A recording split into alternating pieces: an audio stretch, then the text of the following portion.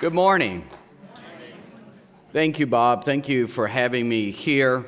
I referred to this last year as a family reunion, so thank you for having me back. During my 10 years at the NEH and the NEA, I've seen firsthand how Americans for the Arts connects communities by highlighting the creative economy and awakening creativity across the nation.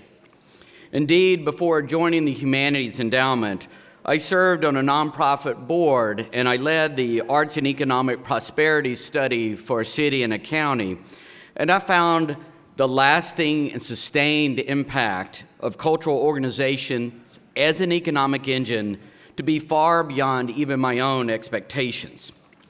Culture, when well supported by the community and government and civic leaders, is a stable and dynamic and irreplaceable economic engine that enriches the lives of citizens and communities, even as it supports us financially.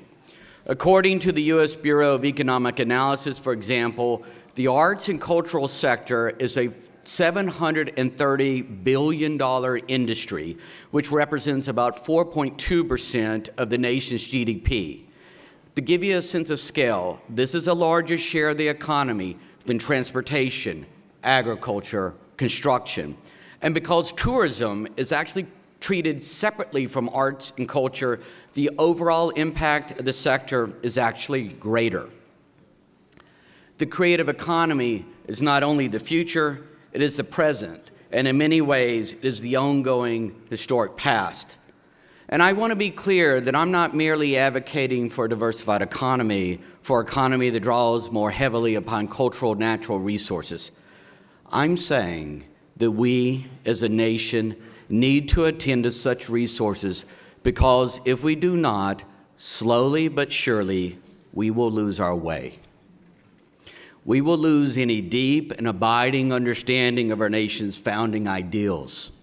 We will lose touch with what Lincoln called our better angels. The future economic prosperity of our great nation, the literal health of our nation, is inseparable from having an informed populace. The National Endowment for the Humanities is committed every day to ensuring that the American public remains engaged with our nation's history, with its ideals as the best way forward.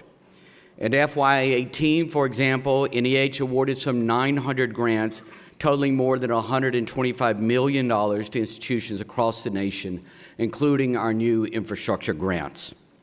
My colleagues and I, and they're incredible public servants, my colleagues and I see our duty as not merely preserving artifacts or underwriting research or presenting exhibitions and films, but as a nearly sacred duty of pointing the way for the next generation so they too can live fulfilling, meaningful, impactful lives.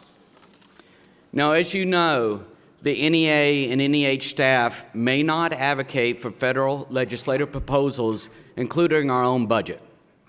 But there is no prohibition against affirming the undeniable value of the arts and humanities to our society. Now, it's been noted that the federal budget for each agency equals about the cost of a postage stamp for each American. But having the honor of running the agency, I do not use this particular frame of reference. I do not think of the Humanities Endowment in terms of how cheaply our work is accomplished. Rather, I claim the greater truth that the work we support is too valuable to go unrecognized and underfunded. It is too valuable not to invest in. It is too essential not to affirm in a catalytic but transformative manner. You know this. Thank you. You know this, but it bears repeating.